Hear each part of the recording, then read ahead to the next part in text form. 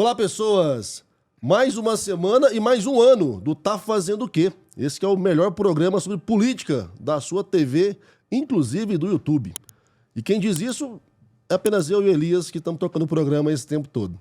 Pessoas, começando 2024, um ano mais esperado por quem vive da política, como é o nosso caso. Afinal de contas, temos eleição esse ano e, na minha interpretação, é a eleição mais importante para mim, para você, para quem acompanha aqui o Tá Fazendo o Quê e pretende entender melhor como é que funciona o processo político, porque é a eleição municipal.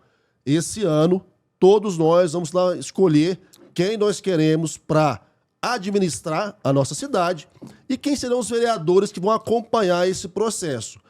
Então eu digo que é a eleição mais importante porque, como a gente sempre fala no programa, é o vereador, é o prefeito que cuida da rua da sua casa, da creche do seu filho, do posto de saúde. Então você tem que ter muita atenção para quem você vai escolher enquanto seu representante, sua representante. E para entender também do processo, é fundamental entender o quê? As regras do processo. Afinal de contas, reclama-se muito, né, que político não faz nada, reclama-se muito que eleição incomoda, mas entende-se pouco. E aí, na hora que você é chamado a participar, vez ou outra, você fica sem saber como acompanhar e como até mesmo fiscalizar o processo. Hoje, o meu convidado já é um amigo de longa data, inclusive. Já esteve conosco no programa e me acompanha já há muitos anos, militando na docência no ensino superior, porque ele é professor, não é professor, é mestre em direito eleitoral, doutorando agora em direitos humanos, então o cara está só se gabaritando cada vez mais, e é das pessoas que mais entendem da legislação por trás do processo político que eu conheço. Alexandre Azevedo, seja muito bem-vindo e mais uma vez obrigado por estar conosco. Obrigado, Marcos. É um prazer para mim estar aqui com você, né, no Tá Fazendo o Quê? Para a gente discutir, né, mais sobre essa situação das eleições de 2024, que é uma eleição municipal. Pegando um gancho aí do que você falou, né? A eleição municipal é, com toda certeza, uma das eleições mais importantes que nós temos no Brasil. Sem sombra de dúvidas, né? Nós temos ali um exemplo, né, do Bolsonaro, que lá na eleição de 2020, eu reputo ali, foi uma das primeiras falhas dele para a eleição de 2022. Lá em 2020 ele falou, olha, eu não vou apoiar ninguém. Ora, eu penso duas coisas ali. Primeiro, que ele não tinha um partido definido para ele. Então, apoiar alguém ali sem ter um partido definido era problemático, de fato. Mas outro, eu não vou queimar o meu capital político. Eu não vou... Só que é o seguinte, quando você tem um capital político e você não usa ele, você fica estagnado. Se você usa, você pode perder e você pode ganhar. Né?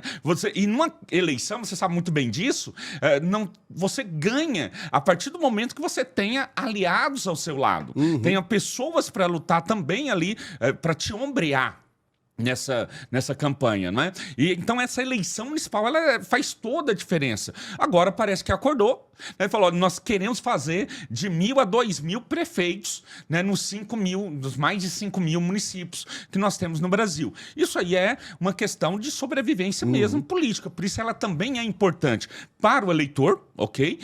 Por tudo isso que você falou, né? Que é o prefeito, é o vereador que estão lá na ponta, que vão levar os serviços públicos de fato aos eleitores, né, mas também para os políticos, visando ali a eleição, né, de 2026. Eu acho bacana comentar com a nossa audiência, Alexandre, porque para as pessoas que não vivem da política, né, como é o meu caso, eleição acontece só de 2 em 2 anos. Para mim, eleição é o tempo todo, porque eu termino uma, começo a outra.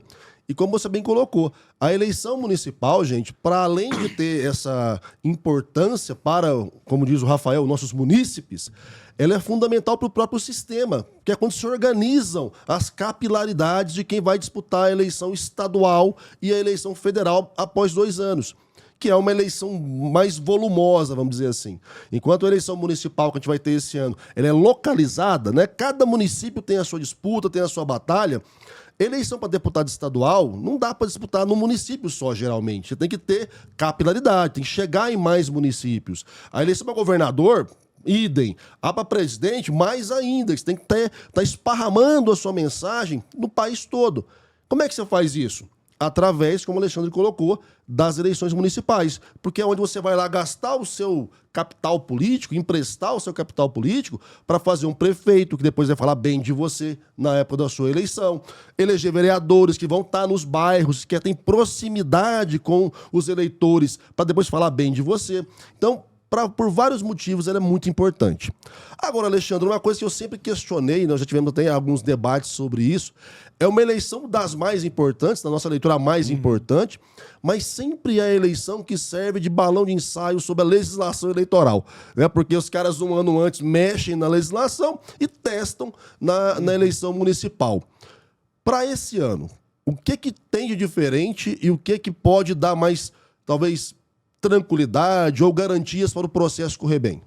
Então, do ponto de vista da legislação, nós quase tivemos uma alteração completa da legislação eleitoral. Que era meio que apagar a passada, né? Ia apagar. Eles tentaram apagar a legislação da maneira brutal. Isso, mas não seria algo ruim, seria algo bom. Não, mas tinha coisas ali que não dava pra aceitar, não. Eu lembro de ter dado uma entrevista sobre isso, em relação a cotas que eles queriam tirar. Eu falei, cara, mas aí o cara faz a eleição, a lei para uma eleição, pensa, não, deu ruim, vamos apagar tudo de novo, peraí. Não, essa aí não passou, nem na Câmara dos Deputados passou. Mas teve uma outra, né, que é o Código Eleitoral. Nós teríamos um novo Código Eleitoral. E essa não foi um afogadilho como foi essa que você está dizendo aí da cota, né? Na Câmara dos Deputados já aprovou, já tem mais de 2 anos, está lá no Senado, e o Senado dormiu em berço esplêndido e não votou. Se tivesse votado, nós teríamos hoje uma legislação mais moderna sobre a questão eleitoral. Isso aí seria muito bom. Né? O que se tentou passar no afogadilho no ano passado? Né? Na Câmara foi aprovado alterações pontuais que davam certa anistia a candidatos e a partidos políticos, principalmente. Né? E essa anistia seria na questão de cota de gênero, como você colocou, e também cota de negros. Qual foi a questão ali? Né? Foi uma decisão do TSE e do Supremo Tribunal Federal, no sentido de que os partidos deveriam pegar dinheiro público, do dinheiro público que eles recebem para fazer campanha, e, no mínimo, 30% desse valor deveria ir para candidaturas femininas. E para candidaturas negras, proporcional. Então, vamos imaginar, nós temos 10 candidatos negros. Pelo menos 10% do recurso, né, deveria ser destinado a essas candidaturas negras. E 30%, no mínimo, para candidaturas femininas. Deixa eu fazer só um adendo, Alexandre, porque às vezes a pessoa não entende. Não acontece, pelo menos eu não conheço, não sei se o Alexandre conhece, algum partido onde o que entra de recurso para o partido é distribuído igualitariamente. Eu nunca vi. Geralmente, o presidente do partido faz ali os seus direcionamentos, e sempre foi assim, e eles entendem, quem tem mais potencial leva mais dinheiro, mais fundo eleitoral, quem tem menos potencial ganha santinho e material de apoio. Então, esse tipo de regra é para que não haja aquelas candidaturas que a gente chama de laranja, que está lá só para cumprir a chapa. Então você tem que ter o que é destinação de recurso. Porque antigamente não tinha nada preconizando isso, então eu podia escolher, falar assim, eu vou dar 100% para o Alexandre e 0% para os outros, cada um que se vire. Então, assim, para evitar isso, e principalmente para tentar dar um pouco mais de solidez às candidaturas que naturalmente já são, vamos dizer assim, deficitárias nessa perspectiva por ser mulher, por ser negro, você conseguiu criar essa projeção de divisão obrigatória de recurso. É a melhor forma? Não acho, porque eu acho que não deveria nem precisar. Mas é uma forma de você tentar, pelo menos, dar condição de disputa para essas pessoas que talvez não sejam, né, as prediletas do presidente do partido.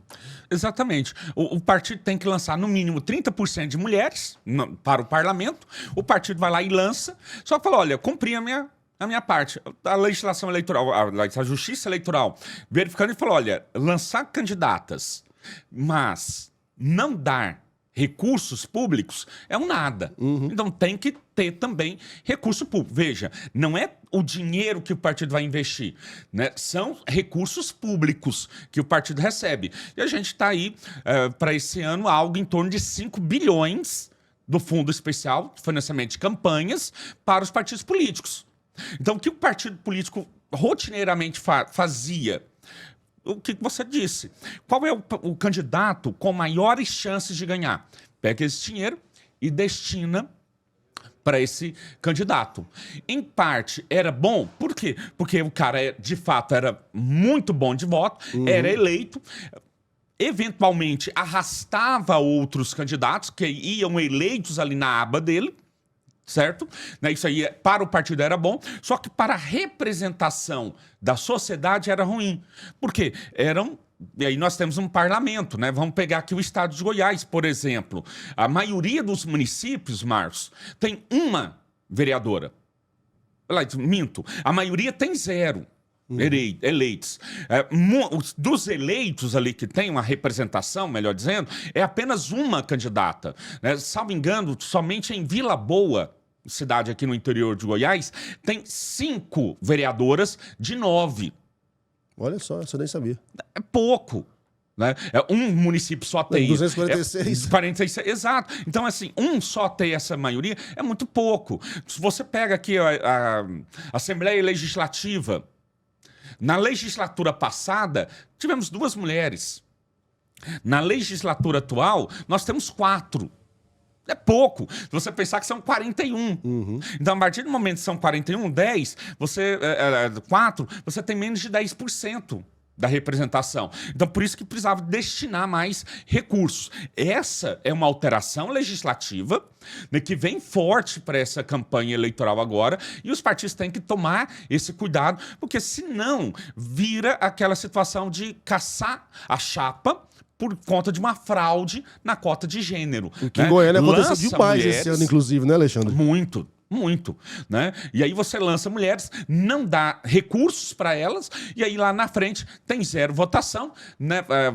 Ou votação pífia, né? A campanha eleitoral quase não fez, e aí então se interpreta uma configuração de fraude nessa cota, e aí caça todos os votos que aquela chapa teve, que aquele partido teve para a Câmara de Vereadores. Então, e a gente pode chegar numa situação esdrúxula, e aí o Congresso precisa pensar numa forma de blindar essa situação. Por que eu falo esdrúxula? Porque você corre o risco de caçar, em determinados momentos, a única vereadora eleita. Então, é uma situação complicada e complexa, mas que, enfim, o partido tendo uma fraude na cota de gênero, caça. Uma coisa que, para quem acompanha mais a política aqui, em Goiânia em especial, eu te pude acompanhar, assim, cotidianamente nessa legislatura, foi o sobe e desce de vereador. Eu recordo há um tempo, acho que aqui no programa eu comentei que se você pegar a foto do primeiro dia do mandato dessa galera e pegar agora desse ano, já mudou um monte de gente, porque é isso, né? A maior parte por fraude na questão de cotas. E aí a gente tem que levantar uma situação que eu achei bacana esse seu exemplo. De repente o cara vai lá, rala, faz a campanha dele, talvez nem pega recurso do partido, consegue seus votos e tal, mas a direção do partido, o presidente do partido não tem o esmero de montar uma chapa dentro da legalidade e fazer um trabalho para que aquilo seja consolidado. Aí o cidadão vai e perde o mandato dele. Aí é triste, né? É doloroso. É doloroso, mas ao mesmo tempo é bom. Olha só que coisa paradoxal, né? Por que é bom? Porque força esse candidato a cobrar da direção do partido que haja respeito a essas regras. Porque senão ele tá fazendo tudo direitinho, tá fazendo campanha, tá pedindo voto, não tá comprando voto, não tá fazendo nenhum ilícito eleitoral grave. E lista eleitoral acaba fazendo algum ou outro ali, enfim, né? Principalmente questões de regra de propaganda eleitoral, acaba fazendo. Tá? E não dá cassação, mas de repente ele é cassado, perde o mandato dele, e ser cassado pela justiça eleitoral causa uma nódoa nele, né, ali, né, fica uma mácula, e aí ele não fez nada. Ele vai ter que cobrar da direção partidária dele, olha, pelo amor de Deus, Lance mulheres com condições, né, com respeito às regras, porque senão eu vou perder tudo o que eu investi. Não dá. E falar em questão de regras, vamos voltar com esse assunto agora após o intervalo. Cortezinho rápido aqui na PUC TV. No YouTube já sabe, é VaptVupt. E a gente já volta. Olá, pessoas. Estamos de volta com o Tá Fazendo o Quê de hoje. Primeiro oficial do ano 2024. Um ano bastante propício, inclusive para o nosso programa, porque a gente tem um espaço aqui para falar sobre política, a política que mexe com a sua vida. E esse ano é eleição municipal. Vamos escolher prefeitos e vereadores e vereadoras e prefeitas. E a gente está debatendo aqui com o Alexandre sobre as regras do processo, né? Alexandre, que é um cara que entende absurdamente sobre isso. Antes de voltar para o nosso bate-papo, quero lembrar que você que quer anunciar que não está fazendo o quê, tem o telefone aqui na tela do Elias. Bate um papo com o Elias. Aproveita que esse ano a audiência explode, porque o povo está interessado no tema, porque vai ter que conviver com ele e vem anunciar com a gente aqui na PUC TV, tá certo? E antes de continuar o programa, eu quero aproveitar para dar os parabéns pro Fião, Elias. Aniversário dele foi ontem, então a gente aproveita para dar aqueles parabéns maroto. Depois vai ter carro de som aqui na porta, cantando parabéns, aquela coisa que a gente gosta de fazer com os nossos munícipes preferidos. Alexandre, uma das regras que a gente viu mudar antes dessa eleição de 2024, e que na época a gente até conversou sobre ela, e eu achava que vai dar problema, e meio que já começou a dar uma situaçãozinha, é a questão das federações, né? Porque foi algo implementado de cima para baixo, sem querer saber na ponta como é que a banda tocava. E agora, esse ano, como é uma eleição localizada, o que vale é o que está ali. Como é que você acha que isso vai se manter? Você enxerga que vai ter problema, ou vão passar por cima, ou vai ficar tudo de boa? Vai ter problema. E vai aumentar mais problemas, né? A gente já teve uma eleição suplementar, esqueci agora o município, né? Mas que aqui em Goiás, foi no ano passado, eu esqueci o município agora, vou ficar devendo, mas que teve problema na federação. Só para o nosso ouvinte entender, nós temos no Brasil federações e coligações. São duas coisas distintas. A coligação, ela é feita momentaneamente, é só para aquela eleição.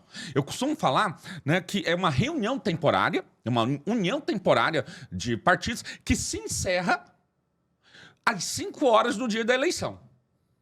Deu 5 horas do dia da eleição ali, compro todos os votos, principalmente a eleição municipal, né, que em meia hora já está apurado. Se for um município pequeno, o prefeito coloca fiscais de partido ali, os caras mandam o WhatsApp, faz o cálculo ali, o cara já comemora antes da urna chegar na Justiça Eleitoral. O cara já está comemorando há muito tempo, né? Às vezes espera só o resultado oficial para não passar vergonha. O que já aconteceu aqui em Goiás também. Porque ele esqueceu de fazer o somatório de uma urna, né? Enfim, foi uma situação dessa, né? Então, deu 5 horas da tarde, acabou a coligação. E é muito comum, e era muito comum, né? Por exemplo, o partido que estava coligado, depois de anunciar o eleito, anunciar o secretariado, ele fala, olha, eu estou na oposição. A partir de hoje aqui, eu sou oposição. Isso aí é uma coligação. Essa coligação, né, desde a emenda 97, ela passa a ser proibida para o pleito proporcional. E somente é permitida para o pleito majoritário. Senador, governador, presidente e prefeito. Né? Vereadores, deputados estaduais, deputados federais, não pode ter coligação. Certo? Bom, e aí o que os partidos fizeram? Olha, coligação, ok, não vai ter. Só que a gente tem um problema que a gente precisa resolver. Qual é? Se eu não tenho coligação, eu não consigo ter muitas pessoas eleitas para deputado federal. E isso para os partidos é um problema grave. Por quê? Porque deputado federal, a eleição para deputado federal é que vai dar dinheiro para os partidos, fundo partidário, fundo especial de financiamento de campanha e também tempo no rádio e da televisão. E além disso, criou-se a chamada cláusula de barreira. Os partidos precisam ter, no mínimo, 15 deputados federais eleitos até 2030, tá? Ou 3% dos votos válidos para a Câmara dos Deputados. Hoje, isso aí vai estar em 11 deputados federais e, se não me engano, 2% dos votos válidos para a Câmara dos Deputados. Tá pouco. né? Mas os partidos não conseguem, muitos partidos não conseguem atingir essa cláusula de barreira. Principalmente os pequenos mais identitários, né, que às vezes não tem tanta estrutura, não tem tanto dinheiro. E aí, para pensar em representatividade, se eu mato esses mais identitários, eu vou manter só partidos gigantescos que às vezes são mais fisiológicos do que, de fato, com bandeiras identificáveis, vamos dizer assim. Sim. Exatamente. A ideia é exatamente essa. É podar. Porque nós já chegamos a um patamar de 33 partidos políticos, 32 partidos políticos registrados, que poderiam participar de campanha eleitoral, né? E uma fila com 90, 70, 90. Uhum. Né? Teve lá o Partido da Nação Corintiana, por exemplo. E o pessoal fala, é um absurdo a Justiça Eleitoral deixar. Não, o problema não é a Justiça Eleitoral deixar. Se o partido conseguisse reunir as assinaturas, tinha que deixar. Né? E os caras que bolaram isso, era sátira. A sigla seria PNC, por exemplo. Tá fazendo uma sátira devida ali, né?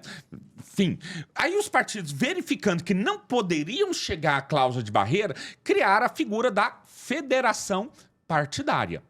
A federação partidária é uma união mais longa, é temporária, mas é mais longa dos partidos políticos. Por quê? Porque impõe um tempo mínimo de 4 anos. Uhum. Então, quer fazer uma coligação? Ok, é só para eleição majoritária. Quer fazer uma federação? Beleza. Essa federação vai ser para tudo. E os partidos vão ficar unidos por 4 anos. Toda a representação de um partido vai ser agora na federação. E essa federação vai ter uma quantidade definida ali de candidatos que cada partido dentro da federação vai ter direito. Essa federação, no mínimo 2 partidos, e aí pode ter um número que quiser, no mínimo 2 partidos ali federados. Essa federação deve seguir um estatuto próprio. Uhum. E aí entra o problema que deu na eleição municipal suplementar que eu estava falando. Né? O presidente da federação é um. E aí os partidos federados também vão ter os seus presidentes. Então, na verdade, seria melhor dizer que é uma confederação partidária e não uma federação. Né? Por quê? Quem representa essa federação é um presidente. Só que os partidos também têm os seus presidentes. Uhum. Conserva-se uma certa autonomia. A federação foi fazer, né, foi lançar um candidato reunido ali numa coligação, aí a federação pode fazer parte de uma coligação majoritária, né? Fizeram isso, só que faltou a assinatura de um deles, não autorizou. E aí esse cidadão que lançou a candidatura dele, as pesquisas apontavam ele na frente, o registro dele foi impugnado, foi indeferido por conta de uma falha da federação dali, e ele perdeu a eleição. Então você vê que vai dar problema, vai dar dor de cabeça. Uhum. E a gente tem outras federações aí sendo gestadas. Não sei se dá tempo, né, de se fazer mais federações até o prazo determinado ali para as convenções partidárias. A gente teve um exemplo agora recente aqui em Goiânia, que foi o caso do Giovanni Felipe, que até esteve conosco aqui no programa, foi entrevistado ano passado, que faz parte da Federação Cidadania PSDB, e manifestou seu interesse em apoiar a candidata Adriana Corsi do PT, né? Pretensa candidata do PT Adriana Corsi, isso gerou um mal-estar lá, ele abriu mão da presidência do Cidadania. Ele era, no caso, presidente do Cidadania dentro da federação. O que já deixa claro que, agora é a hora que o bicho pega, porque a depender do município, você vai ter situações de rivalidades históricas. Então, como é que isso vai ser organizado? Então, acho que é mais um quiprocó que aí afeta muito mais os políticos do que a sociedade, na minha perspectiva, né? Porque aí é questão de combinar o jogo, de fato, com os russos, vamos dizer assim. Mas, para além disso, Alexandre, a gente tem acompanhado, né, eleição após eleição, alguns cerceamentos do processo de campanha. E município é ainda pior, porque aí vira aquele negócio. Se o promotor não gostar de tal coisa, ele não permite fazer. Se o juiz não quiser, não permite fazer. Então acaba que você tem uma legislação, como você bem colocou, né? Tem que ser mexida, tem que ser atualizada, tudo mais, mas ainda há algumas ingerências locais. Como é que funciona isso? O cara pode falar assim, não aceito isso no meu município, Aí fala assim, não, mas tem que chamar os partidos e fazer uma reunião. Cara, mas você vai contra Não. você vai contra o cara que vai te julgar depois, se ele não quiser que você faça? Isso aí aconteceu muito, né? Teve um boom, 2006, a partir de 2006, né, como você bem colocou, até 2006, a eleição durava ali 90 dias, né, a campanha eleitoral, e podia tudo, né? Bala, balão, pipoca, algodão doce, tudo era liberado. Teve o escândalo do mensalão, aquela coisa, olha, a campanha tá cara e tudo, vamos baratear a campanha. Aí como que barateia a campanha eleitoral? Proibiu-se showmício, proibiu-se outdoor, né? E uma série de outras restrições pontuais em propaganda eleitoral. Depois, nós tivemos o tempo também reduzido de 90 para 45 dias. Né? Eu falo que essa redução de tempo, ela funciona em municípios pequenos. Em municípios maiores, deveria ter um prazo maior. E numa eleição estadual, numa eleição federal, a gente deveria ter mais tempo de questionamentos. Uhum. E aí esse questionamento é onde? Campanha eleitoral. Então você pensa no absurdo. A eleição para o município de Anhanguera. Gente, nada contra a Anhanguera. Vamos deixar bem claro isso aí. Mas ela, até pouco tempo, não sei agora os dados atualizados, mas até pouco tempo era o menor eleitorado no Brasil. A eleição para vereador, lá em Anhanguera, tem a mesma duração da eleição para presidente da República. Então, assim, tem alguma coisa errada. Uhum. Nós poderíamos colocar lá em Anhanguera, por exemplo, o tempo de campanha eleitoral para eles, 1.000 eleitores, 1.100 eleitores. 30 dias você rola tudo, faz 30 dias tá todo mundo enjoado, tá todo mundo saturado. Uhum. Ok. Agora, para uma eleição presidencial, é pouquíssimo tempo. A gente pega a última campanha, os candidatos tinham que fazer a opção. Ou eu participo dos debates, ou eu faço visita a estados e municípios. Sim. Não dá para fazer as duas coisas. Então, há uma normal redução desse tempo, aconteceu, e uma redução também dos artifícios, né, que se poderia utilizar na campanha eleitoral.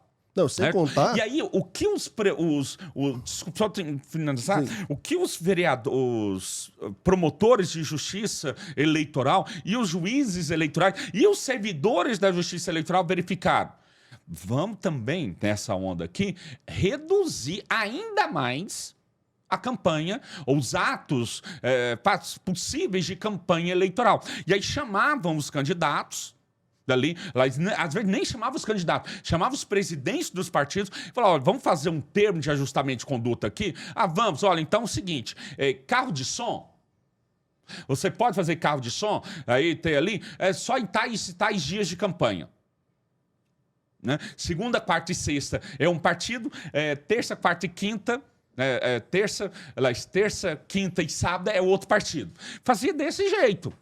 Isso aí era uma redução arbitrária ali por parte dos candidatos. E aí, sem falar outros atos que os caras acabavam proibindo. E como fazer isso aí? Através de um termo de ajustamento de conduta. Gente, esse termo em nada é a mesma coisa, porque eu oriento, né, os candidatos, os presidentes de partido, olha, converse com o seu jurídico primeiro, porque você vai estar assinando algo ali que vai atrapalhar a sua campanha lá na frente. Não, sem contar que você tira uma força de um grupo e acaba beneficiando o outro. Mas, peraí, esse assunto não vai acabar agora, tá? Aqui na PUC TV acabou, mas a gente está indo pro YouTube continuar esse bate-papo, porque essa parte é muito importante, principalmente para quem está participando do processo eleitoral. E olha, a gente nem falou ainda do 8 de janeiro, que está na nossa pauta também. Pessoal, agora pro YouTube, para a gente continuar esse assunto com o professor Alexandre, beleza? Bora para lá. Olá, pessoas que estavam na PUC TV e agora vieram aqui pro YouTube. Agora a gente está à vontade de poder falar com mais tranquilidade sobre esse problema, que na minha visão é um problema, como o professor Alexandre bem estava colocando. O cidadão vai lá, não gosta de carro de som, sou juiz eleitoral, sou promotor, não vou deixar ter carro de som na cidade. Ah, não gosto de tal situação, não vou deixar ter bandeira na cidade. E isso, pessoal, para você que às vezes, mas é chato mesmo, ok. Mas de maneira arbitrária, você vai cerceando a publicidade de alguém que talvez você nem chegue a conhecer. E se você não conhece, como é que você vai votar na pessoa? Então é importante a gente perceber que essas regras autoritárias, elas não são pensadas em relação ao processo eleitoral, né? A lógica da comunicação eleitoral, que é fazer chegar o nome do candidato, as propostas do candidato até os eleitores. São, às vezes, baseado no baseado. O cara não gosta, ele não deixa. E é um problema, porque, às vezes, você está dificultando muito mais para um grupo do que para outro, né? Porque as forças não são equilibradas. Então, de repente, a força do cara é porque ele tem lá 3, 4 amigos que tem carro de som. Aí você proíbe carro de som, o cara não tem a rádio que o outro fulano tem que pode dar apoio para ele. Ah, professor, mas não pode usar a rádio. Não pode mais. Né? A gente tem mais exemplos, né? Tem um usando aí as propagandas ali, né, no ideário. O cidadão saiu-se como candidato a prefeito e ele era apresentador de uma rádio. E tinha ali, a rádio era dele.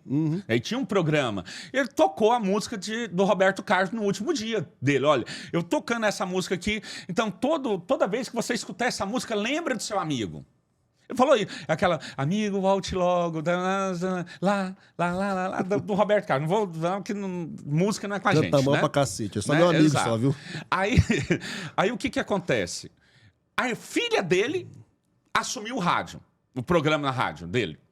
Então, e ela fala, olha, tá na hora de nós escutarmos o nosso amigo, de lembrar daquele amigo que nós temos saudade. E colocava essa música. E isso naquela época, 90 dias, tocando essa música. Evidente, lembrando ali de quem é. Então, quando você cerceia, Marcos, a propaganda eleitoral da pessoa, os engenhos eleitorais que a pessoa pode fazer, 2 fenômenos vão acontecer. Primeiro, aqueles que são mais conhecidos vão ganhar a eleição fácil. Está beneficiando quem é mais conhecido, quem já tem um eleitorado cativo. Imaginar que a pessoa tem ali 20%, 30% do eleitorado cativo. É bom? É bom. Geralmente quem já tem mandato tem essa vantagem, Exatamente, já tem mandato. Ganha uma eleição, opa, já está lá na frente. Agora, um outro que não tem, pode chegar? Tem, pode, porque é 30% que o outro tem. Ainda tem um campo ali de 70% para crescer. Certo? Beleza. Só que se você cerceia esse cara que não tem mandato, você impede de ter uma disputa. Então, esse é o primeiro fenômeno. O segundo é permitir que quem controle os meios, que já tem um certo controle dos meios de comunicação, vai abusar desse poder. Principalmente Então, os meios que não tem tanta regulação, como é o caso da web, né? Porque rádio e TV tem regra.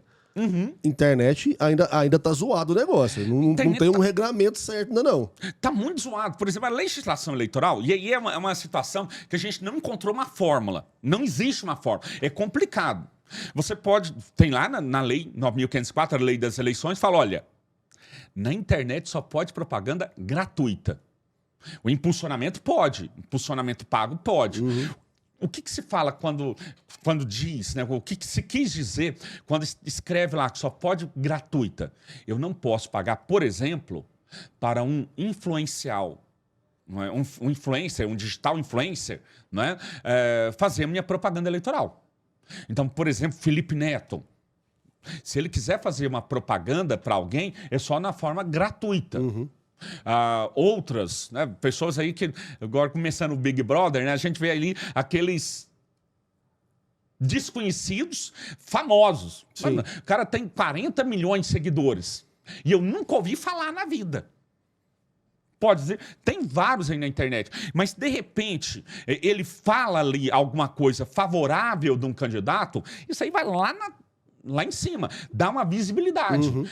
Do contrário também, se vai lá e fala mal do candidato, coloca ali supostos podres do candidato, dá um boom enorme. Como que eu controlo isso? Porque também ele é um cidadão, ele é um digital influencer? Mas é cidadão também. Ele pode falar ali do candidato da escolha dele? Então, pode. Agora, o que me diz, o Marcos, se ele recebeu ou não recurso? A Justiça Eleitoral não faz esse rastreio para saber da conta do cara. Nem pode quebrar um sigilo do nada, né? Do nada, não tem. Nós temos um devido processo legal. Você não pode. Não. Olha, fez propaganda, não ganha nada, vamos atrás dele, vamos ver o que. Não dá para fazer isso. Uhum. Não é porque falou que eu vou ter que ir atrás. Sim. Eu tenho que ter uma prova, né, pelo menos um indício de prova de uma certa irregularidade disso. Sim. Aí sim se vai atrás. E além disso, tem meios. Tem meios. Você consegue, né, fazer pagamentos, o dinheiro chegar, né, sem ter transitado na sua conta bancária, sem ter chegado na conta bancária do destinatário ali, por exemplo. Chega num parente, num assessor, enfim. Uma coisa que eu achei bacana, até você usando o exemplo da rádio, né?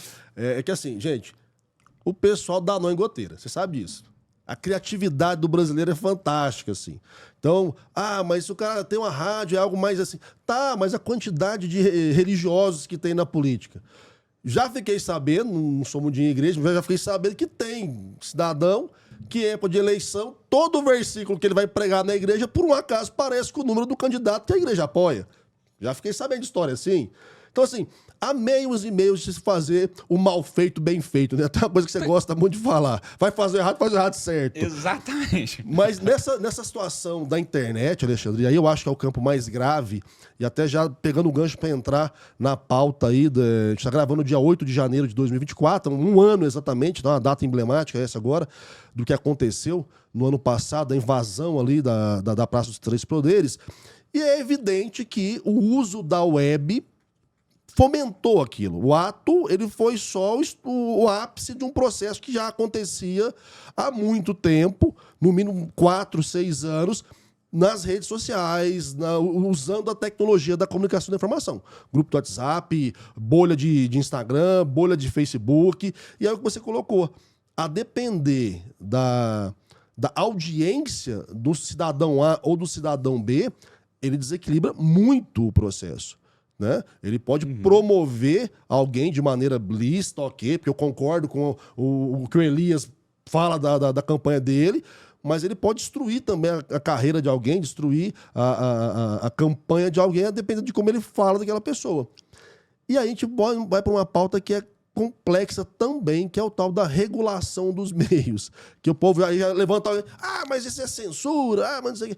Cara, não há nenhuma atividade humana que não é regulada de alguma forma. E a regulação é você estabelecer parâmetros, tá, gente? Não é você falar o que pode e o que não pode, assim, a toque de caixa, não.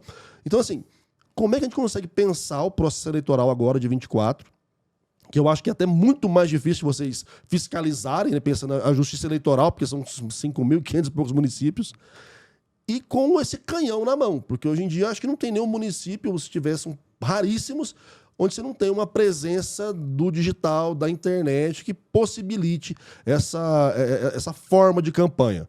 Por um lado, eu acho muito positivo, né? Porque você descentralizou da mão dos grandes mecanismos de comunicação, TV e rádio. Você tem condição hoje de ser um cara mais humilde, mais desconhecido e criar uma plataforma, criar canais de comunicação. Mas na contramão do processo, a gente tem essa situação que você bem colocou, né? A depender de quem usa o canhão ali, ele estoura pro lado de muita gente.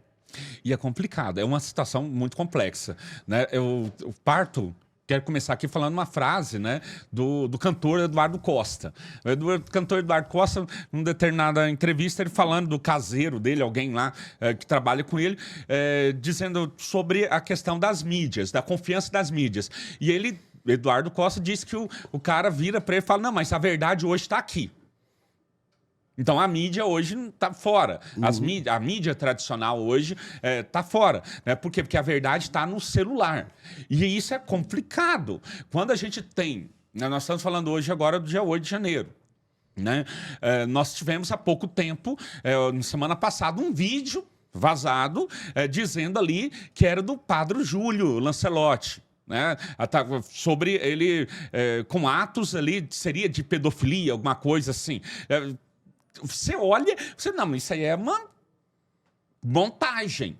E aí nós temos, ao lado disso, né, uma inteligência artificial, né, imagens criadas. Também divulgou essa semana, né, uma mulher lá com tantos seguidores, tantos milhões de seguidores, milhares de seguidores ali. E, na verdade, foi uma foi criada por uma inteligência artificial. Hoje você tem a deepfake, face, né? Você consegue montar cabeça das pessoas.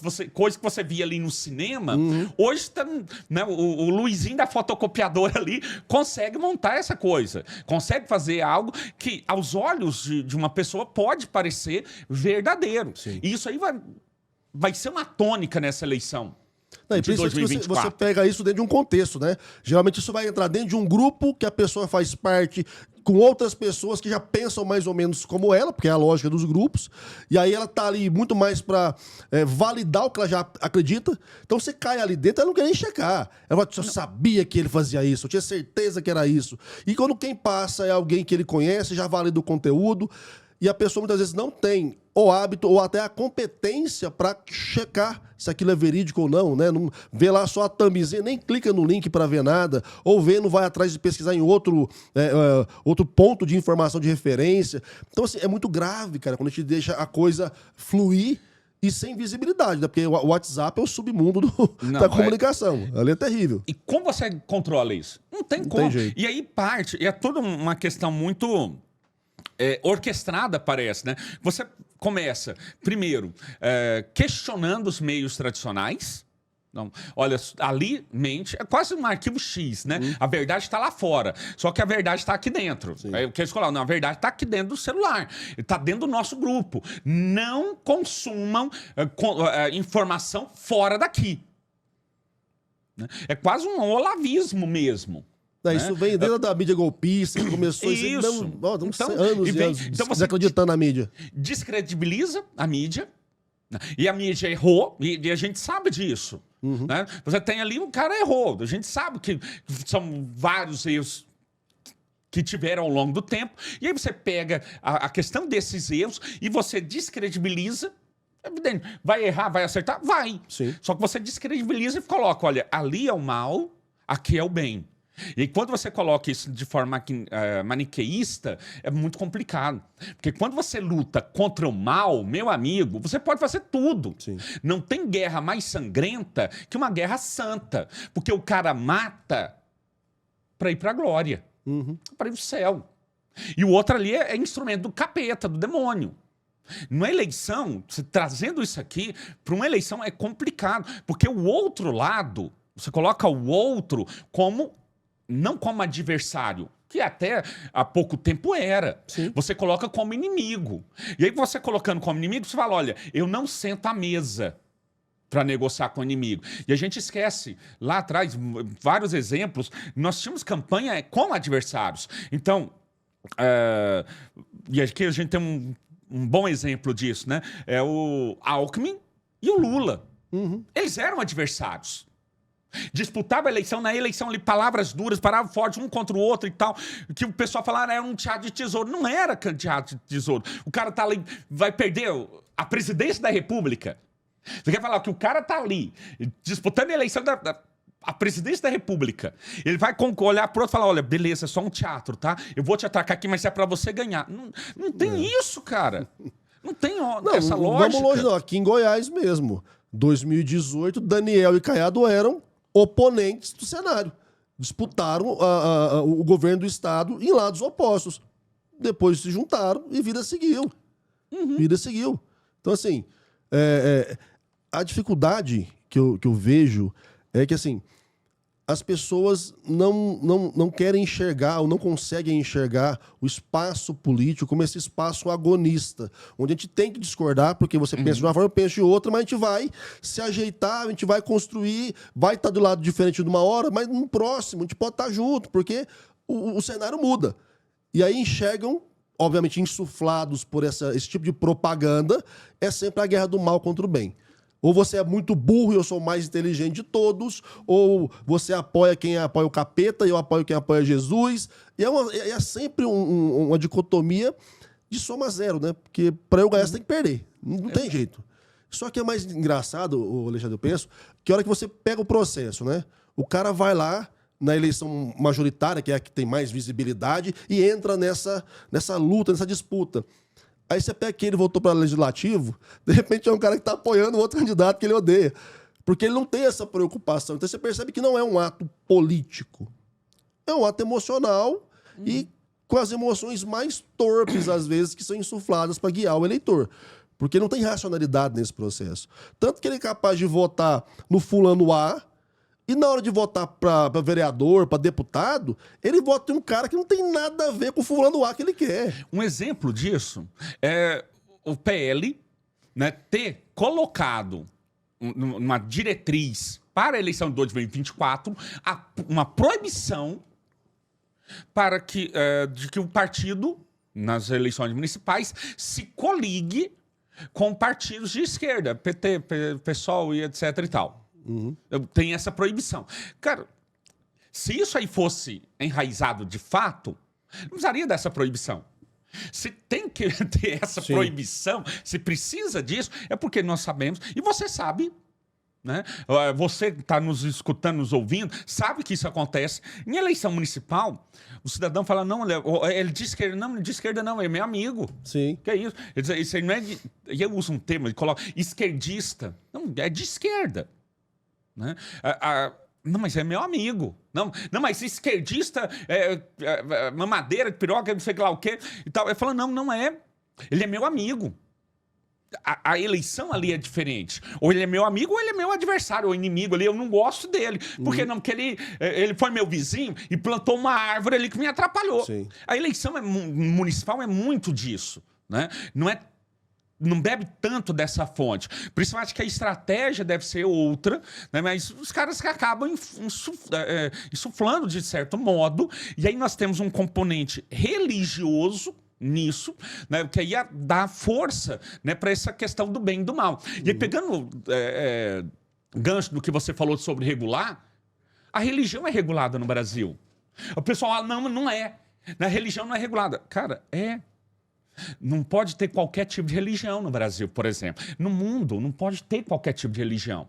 Vamos imaginar uma religião, só para ter uma ideia, né, do que eu estou dizendo. Vamos imaginar que nós tenhamos uma religião que tenha como dogma, e aí dogma é uma verdade indiscutível, que pode haver, para expiação dos pecados, sacrifício humano. Essa religião, agora com você, essa religião faz sentido para nós? Para mim não, porque eu não sou crente dessa religião. Mas para quem é crente dessa religião faz todo sentido. Eu vou permitir, a legislação brasileira vai permitir isso? Não, porque isso aí é homicídio. Nós temos um debate, não, mas isso aí é o extremo. Tá, eu vou pegar um outro debate mais tranquilo. Testemunho de Jeová. Mais tranquilo que eu digo assim, mais corriqueiro, que acontece ali. Testemunho de Jeová. Testemunho de Jeová tem dentro da crença deles que não pode haver a transfusão. O transplante. Não, a gente fala muito de transfusão, mas vai lá, transplante. A transfusão que é algo mais... passivo de acontecer, exato, um acidente, né? alguma coisa. Um acidente, vai lá e tudo. E aí a gente tem muitos pais. Você vê, né? Você é pai. Você tem ali seu filho. Benjamin, você olha para ele. E de repente seu filho vai para um hospital, precisa fazer transfusão de sangue. Pelo amor de Deus. Né? Tira do meu sangue mesmo ali e coloca. Tira tudo e coloca ali. Né? O amor do pai faz isso. Só que aí nós temos um dogma religioso, e é uma verdade indiscutível para a religião, que diz, olha, não pode haver transfusão. Porque se houver a transfusão, né, já está condenado ao inferno. Para essa religião isso funciona. E aí? Aí, quando você coloca isso, né, para as pessoas, e geralmente de outras religiões, isso é muito interessante. Não, mas isso aí é fanatismo. Tá, é fanatismo porque não é a sua religião. Exatamente. Porque toda religião ela tem um cunho de fanatismo, no sentido de que você coloca aquele que é fanático, aquele que é ligado àquela religião e que não discute a verdade daquela religião. Então nós temos algumas verdades que não são discutíveis, não são passíveis de discutir. Por mais ilógicas que sejam, uma pessoa ressuscitar, uma pessoa andar sobre as águas, uma pessoa multiplicar pães. São verdades. Para aquela pessoa da Testemunho de Jeová, aquilo ali é uma verdade. E aí? Qual o bem que vale mais? Né? O bem da vida ou o bem da religião?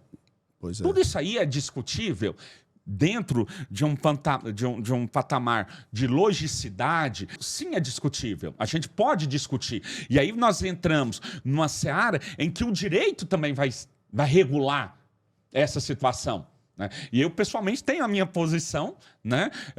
Olha, é maior de idade, é a profissão de fé. Tem mais de 10 anos, tem consciência do que quer, é sua profissão de fé. Não sabe, é uma criança, é um bebê, enfim, aí cabe um mínimo ali de discussão. Olha, até onde os pais têm direito de escolha de uma criança. Aí nós vemos o Estado entrando, né, para permitir a transfusão de sangue. Professor, mas Estado e religião? Sim. Nós vamos ter essa discussão. E nós temos isso todos os dias. Então, por isso que é falso, né, de repente, falar, defender uma liberdade religiosa extremada. Nós não temos isso, porque nós temos o Estado. E é o papel do Estado fazer essa regulação, né? Isso é pelo óbvio, assim. Pelo óbvio. Pelo óbvio. E aí eu acho bacana esse exemplo que você trouxe, porque é outro ponto que, falando aqui em política, em eleição, isso me ficou ainda mais assustador. É a gente ter percebido mesmo a instrumentalização da religião em prol da ação política. Porque uma coisa é você tem seu dogma religioso, sua profissão de fé, como você coloca. Outra coisa é isso ser usado explicitamente num processo eleitoral, processo político, em relação a agentes políticos. Porque aí não faz nenhum sentido. Você está, de repente, usurpando elementos de fé e tentando emplacar isso para defender uma pessoa que é um político, velho. Que é alguém totalmente passível de errar. E você estava falando sobre isso. Ah, a mídia errou, a mídia acertou. Pensa o político, pensa o cidadão. E aí a gente percebeu claramente nos processos eleitorais, os últimos... só fazer uma correção, tá? Daniel Vilela e Caiado foram oponentes em 2014. 18 eles já estavam juntos e renovaram agora em 22. Então, assim, usar isso para uma eleição, para mim, é de uma gravidade absurda na perspectiva política. Eu que prezo pela democracia. E mais ainda, uma gravidade... teológica, porque você corrompe os sacramentos todos em prol de defender um cidadão que você tem idolatria por ele. E é basicamente isso que aconteceu. Pelo amor de Deus, os ouvintes, os internautas, não fiquem com raiva, mas o que eu vou falar, por exemplo, né? Você deifica o político. Você coloca ele num patamar de santo, de santidade, no sentido daquele que não erra. Isso aí é um absurdo, é uma heresia religiosa. E a gente pegando aqui um gancho, né, da religião macro no Brasil, que é a cristã. Dentro da cristã, nós temos denominações. Eu gosto de falar, né, porque o católico, ele é cristão. Sim. Os evangélicos são cristãos. Então, a religião cristã é a soma dos católicos com os protestantes ali, tá certo? E você soma tudo isso aí. E aí a gente tem um macro no Brasil, é a religião cristã. E coloca, olha, santo, no sentido de não pecar, é Deus para os evangélicos, para os católicos, Deus e os santos. Aqueles, né, que viveram uma vida reta ali, foram, enfim, por conta disso, santificados. Que a gente pegar numa questão política, né, esses santificados, eles guardam muita semelhança com os heróis gregos, no sentido de que fazer de feitos semelhantes aos deuses, né, de um feito semelhante a Deus, que não errou, ou de uma piedade, ou de uma profissão de fé que tiveram. Certo? E aí, qual que é o problema maior disso? Nós vamos ter uma discussão religiosa. Olha, quem é dessa religião não pode votar na esquerda, que a esquerda é anticristã. E aí nós tivemos vários aqui em Goiás. Tinha um candidato, um deputado federal, deputado estadual, né? Daniel Messac. Ele falava, irmão vota irmão. Lá atrás, ele falava, irmão vota em irmão. E aí agora a gente tem isso aí no macro e deu um boom. Fala, olha, crente, né, cristão não vota na esquerda. Cristão tem que votar em quem é conservador. Do ponto de vista político é um erro. E eu sempre falo nas minhas aulas, olha, seguinte, você quer a sua religião no poder? Beleza. Prepare-se para ter a religião do outro. Porque uma norma religiosa no Estado é boa? Depende se for a sua religião. Né? Eu falo, né? O adventista não pode fazer nenhum trabalho aos sábados. Então, de repente, ele chega ao poder, coloca lá no Congresso Nacional uma norma, olha, não pode ter nenhum trabalho aos sábados. Beleza, para ele é tranquilo. Por quê? Porque ele já segue aquilo ali como um dogma. Para outro, não vai ser tão legal assim. Por quê? Porque ele não segue aquilo como um dogma. Então, a sua religião está ok. Pensa se a religião do outro estiver. Não, e para mim o mais importante é te entender que a política é o espaço da pluralidade. A política existe para conseguir manter minimamente equalizado e alinhado os desejos conflitantes de todos que fazem parte daquele conjunto social. Né? Isso eu não estou inventando na minha cabeça, não, vem lá de Aristóteles, tá bom? Vocês briguem comigo. Então a política está aí para isso. Se eu começo a tratar a política sobre dogma, sobre elemento que não pode ser discutido, não pode ser questionado, como trouxe bem o Alexandre, eu estou colocando a mim mesmo em uma situação onde, em um momento, eu posso estar super feliz, porque o meu dogma está imperando, mas se o dogma do outro se sobrepuser ao meu, eu vou me sentir um escravo, porque eu não posso nem reclamar. Então, muito cuidado com isso. Ano eleitoral, a eleição municipal é uma eleição muito importante. Temos muito assunto para tratar que não está fazendo o que a partir de agora. É o nosso projeto trazer vários e vários pré-candidatos para vocês conhecerem, para a gente perguntar, para questionar, para que a gente possa fazer de fato o nosso papel. Pensar, analisar, refletir e escolher quem vai fazer o melhor pela nossa cidade e por nós mesmos. Alexandre, muito obrigado por ter vindo. Mais uma vez, uma aula excepcional que você deu pra gente aqui. Eu penso que a gente podia ficar aqui 3 horas debatendo só uma questão teológica, política, ia ser do caramba também. Mas a gente tem que liberar o Rafael e o Alexandre também. Então, assim, mais uma vez, deixa aí onde é que o pessoal te acha, se vai dar algum curso, se vai dar alguma palestra, como é que vai ser. E a gente está sempre aqui abertos e disponíveis para sua volta. Eu agradeço, Marcos. Como você colocou no início, é uma parceria que a gente tem já há muito tempo, né? Eu gosto de falar sobre o direito eleitoral. Eu tenho um conhecimento sobre isso e eu tenho que compartilhar esse conhecimento com as pessoas. Você tem um conhecimento vasto, né? Também é questão política. Então é sempre um prazer estar aqui contigo. As minhas redes sociais, por enquanto, estou lá apenas no Twitter, né? Estou reativando aí o Facebook, também Instagram. Vamos pensando aí em fazer, né, uma questão também de cursos, né? Mas pode me achar ali, @Alex_eleitoral no Twitter, e é um prazer estar ali discutindo com vocês política, né? E é aquela coisa, não é concordando, pode discordar, coloca lá a discordância, vamos conversar para a gente chegar num denominador comum e, de repente, né, dentro de um determinado momento, nós seremos parceiros, em outro momento nós seremos antagônicos. Isso aí faz parte da democracia, do ciclo, né, democrático que nós vivemos. Isso aí, pessoal. Então acompanha o homem lá no Twitter. Ele é velho, igual eu chamo de Twitter ainda. Agora chama X, a rede, né, do Elon Musk. Mas eu continuo chamando de Twitter. Acho que todo mundo continua chamando de Twitter. Gente, então muito obrigado. Mais uma semana do Tá Fazendo o Quê? Semana que vem a gente volta. Aqui hoje das picapes, Rafael, com seu papel de munícipe, e o Fião Elias, agora mais experiente, velho e ocupando aquele espaço maroto, porque teve Heineken ontem e ele não chamou a gente. Até semana que vem. O brinde, Chaboteco.